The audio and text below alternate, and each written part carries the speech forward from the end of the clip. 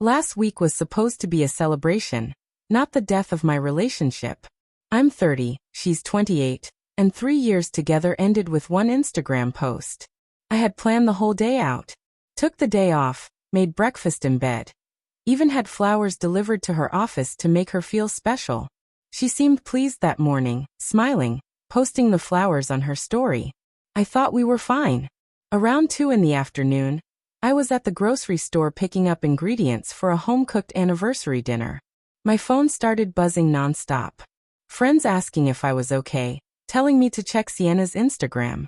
And there it was, a post with some corny motivational background that read, 3 years ago, I settled for less than I deserved.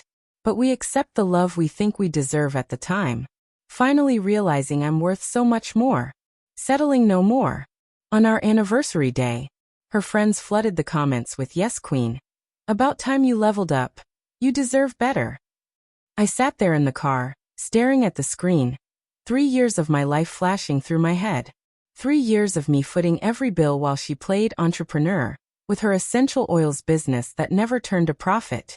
3 years of me carrying us while she acted online like she was a self-made boss. I didn't rage, I didn't call her. I simply commented one word, same. Then I drove home, calm as could be, and started pulling receipts. Sienna had curated this fake life on social media.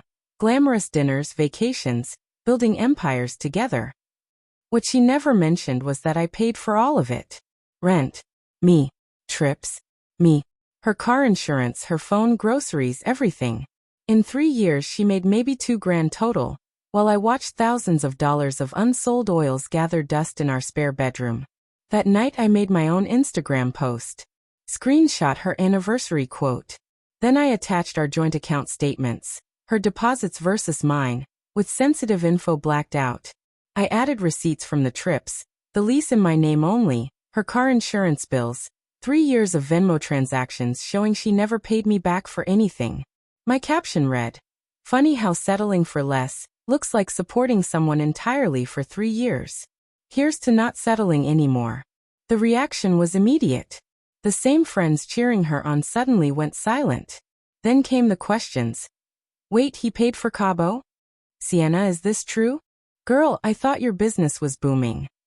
Watching her perfect image unravel in real time was surreal. She called me screaming, demanding I take it down. Claimed I was sharing private info. I told her she made it public first. She backpedaled, said it was just a random quote, not about me. I asked who else it could have been about. No answer, just anger and tears about her reputation being ruined. I reminded her that I never once called her a gold digger. Her friends drew that conclusion themselves. That was the moment I realized it was over. If 3 years of unconditional support was settling, then she could figure life out without me. I told her I was done. She snapped back, "You can't break up with me over a social media post." But it wasn't the post, it was the truth behind it. She genuinely believed she was better than me, while I carried her every step. Her first reaction wasn't heartbreak. It was entitlement. Where am I supposed to live? How will I pay for things? I told her bluntly, not my problem anymore. She left to stay with her friend Rochelle that night. I thought that was the end of it, but it wasn't. By the next day, I had already started cutting her out of everything, changed the locks since the lease was only in my name, canceled her access to my cards, removed her from Netflix, Spotify, every shared account. I packed up her things neatly, ready for her to collect. On day 2, she came back with Rochelle and some guy I didn't know. Tried turning on the fake charm, begging, then snapping when it didn't work. The same cycle she'd been running for 3 years, sweetness, threats, guilt trips back to anger. Only this time it had no effect. Because for the first time in years, I wasn't playing along. I was finally free of being her safety net. "Logan? Let me in." Her voice was sharp, impatient, like she had a right to demand anything from me. I stood in the doorway and shook my head. "Your stuff will be ready this weekend. I'll text you when to come get it." "I live here." "No," I corrected her. "You stayed here. I live here. My name is on the lease. My income got us approved. You were just here." That's when some guy stepped forward. "Hey man, don't be like this. Just let her grab her things. And you are? I asked. Dimitri. I'm a friend. Roll, her friend who couldn't keep her mouth shut, blurted out. He's the guy Sienna's been talking to. You know, someone on her level. Sienna shot her a death glare that could have cut glass. I nearly laughed. So there it was. 3 days since the breakup, and she already had another guy lined up. Great, I said calmly. Then Dimitri can help you move this weekend. Not now. They stormed off after more bickering, but that was only the beginning. See, Sienna didn't take being exposed very well. She went online blasting my name across all her essential oils MLM groups, claimed I was stealing her inventory, sabotaging her business, and abusing her. She painted herself as a victim building her empire, while I tried to tear her down. Her mistake? I had receipts, actual credit card statements proving I had paid for nearly all of that inventory. Most of it was purchased with my money after her cards got declined. So I decided to respond in her biggest Hun group. I commented, happy to return the inventory. Just reimburse me the $3,847.23 I spent on it. Receipts attached. The tide turned instantly. Her fellow boss babes were ruthless once they smelled dishonesty. They began asking how she was running a business without her own money. Even her upline, the one she worshipped, got involved. They weren't happy to learn that their so-called six-figure star was actually broke and being bankrolled by her boyfriend. But it got even better. Dimitri, the man on her level, decided to message me on Instagram. Bro to bro, he wrote. You need to stop harassing Sienna. It's not a good look. She's with me now. Accept it and move on. I replied. Congrats on the upgrade. Quick question. She says she needs a place to stay and has no money. Just wondering, you know what level you're actually on? He read it and never replied. Not long after, her family started calling. Her sister rang first. Logan, what's happening? Sienna says you kicked her out and stole her business. I stayed calm. I ended a relationship where I was constantly told I was less than. She's getting everything back once she reimburses me for what I paid. Want to see receipts? There was silence. Then her sister whispered, oh my God, has she been lying about money this whole time? I told her to ask about the six-figure business. She hung up fast. An hour later, her mom called. Then her dad. Piece by piece, Sienna's story unraveled. Turns out, she had been lying to them too. She told her family she was supporting me, that I was struggling and living off her success. Her dad nearly exploded when he learned I was a software developer with a solid salary while his daughter was pretending to be a CEO selling oils she couldn't even afford. The weekend came. She arrived with Dimitri and a U-Haul. I had everything boxed and stacked neatly in the garage, along with an itemized list of every expense I'd covered over 3 years. Grand total, $74,389.41. What's this? She asked wide-eyed. Documentation, I said. In case you want to keep telling people I was the one settling for less. Dimitri glanced at the number, and I could practically see him calculating how fast he could get out of this mess. They loaded the truck. Before leaving, Sienna tried one more time. Logan, we could work this out. I was just stressed about money. I didn't mean what I said. Stressed about money that I was providing? I asked. You've been building a business for 3 years and haven't made a dime. That's not a business. That's a hobby I've been funding. Dimitri looked uneasy. Babe, let's just go. I laughed. Babe already? That was quick. Dimitri, I hope your credit's good. She's got expensive taste for someone with zero income. They left. But her downfall was just starting. The friends who once hyped her up suddenly vanished. The girl who bragged about leveling up was exposed as broke, homeless, and desperate. She lasted only 4 days with Dimitri before he kicked her out. Apparently, she expected him to cover everything the way I did. When he asked her to contribute to rent, she lost it. She ranted online about how men these days don't know how to treat a queen. Dimitri commented right under it. Queens build their own castles. You have oils and debt. Brutal, but true. She ended up back at her parents' house. Her MLM upline cut her off, her team collapsed, and her so-called empire crumbled. Even worse for her, She applied for an apartment and put me down as a landlord reference. The leasing office called. Mr. Romano listed you as her previous landlord. Can you confirm? I'm not her landlord, I said. I'm her ex. I paid her rent for 3 years while she contributed nothing. Would you recommend her as a tenant? She paid 0 rent and publicly called me less than for supporting her. You tell me. They thanked me for my honesty. A little while later, she texted me from her mom's phone. You're ruining my life. I can't get an apartment because of you. I blocked her, but not before replying. You ruined your own life when you forgot who was actually paying for it. Her mom texted back, apologizing. Said they were making her work at her cousin's restaurant. Actual job, actual money. Imagine that. Meanwhile, I'm finally free, saving an extra $2,000 a month. No more pretending my girlfriend was a 6-figure success. No more carrying dead weight.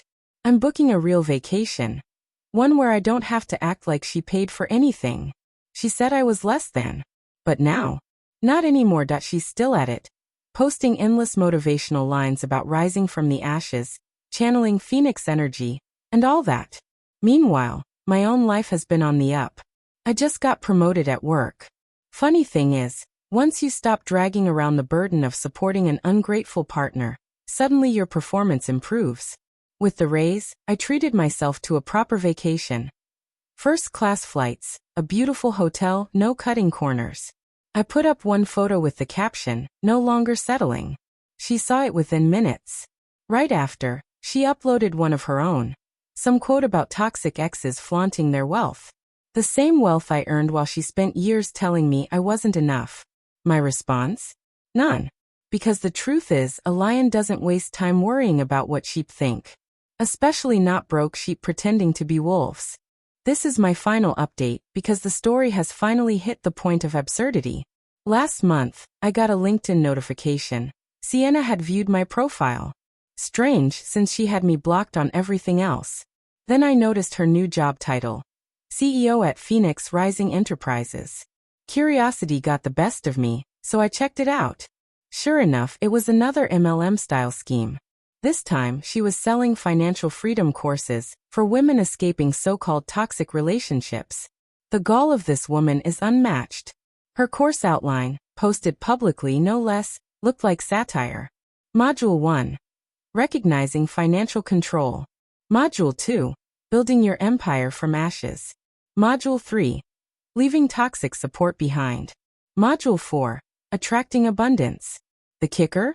She was charging $197 for it, with installment plans available. I sent it to a lawyer friend and asked if this could be considered defamation. His answer? Possibly, but don't bother. Let her self-destruct. He was right. Within a week, one of her customers posted in a women's entrepreneur Facebook group. Scam alert. I bought Sienna Romano's course.